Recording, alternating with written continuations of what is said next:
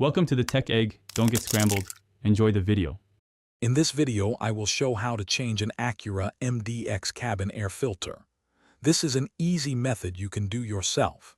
First, make sure your vehicle is parked on a level surface and the engine is off.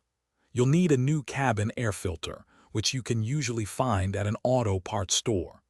A small flathead screwdriver or a trim removal tool will also be helpful for this quick task. Now let's get started.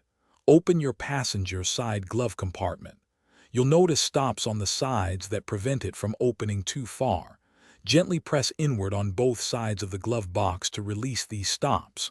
Once released, the glove box will swing down further, revealing the cabin air filter housing behind it. This housing usually has a small cover. With the glove box lowered, you'll see the cabin air filter housing. There are typically two small clips on either side of the housing cover. Unclip these, and then carefully pull the cover off. Now, you can slide out the old cabin air filter. Notice its orientation and the direction of the airflow arrow. Insert your new filter, making sure the airflow arrow points downwards, just like the old one. After the new filter is in place, reattach the housing cover, ensuring the clips snap securely. Then, lift the glove box back up and push it inward slightly to re-engage the side stops. Give it a gentle close to confirm everything is properly seated.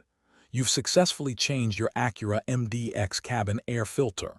Don't forget to check the description for a link to some great leak-proof meal prep containers and other helpful deals. Thanks for watching. Thanks for watching. Consider subscribing if I helped unscramble your problems.